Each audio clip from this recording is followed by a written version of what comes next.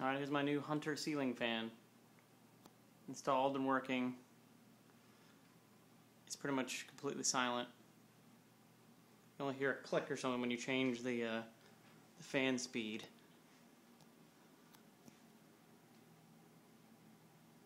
There's the light on the bottom of it.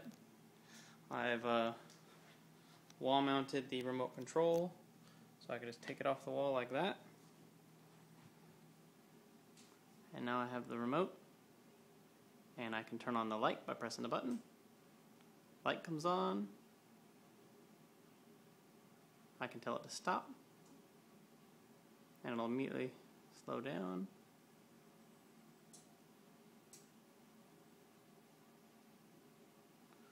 Tell it to go to speed number 2.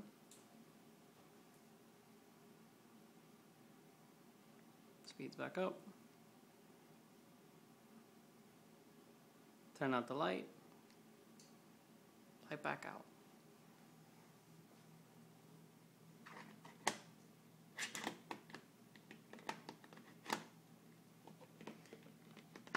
Oh, there we go. And so that is my new ceiling fan.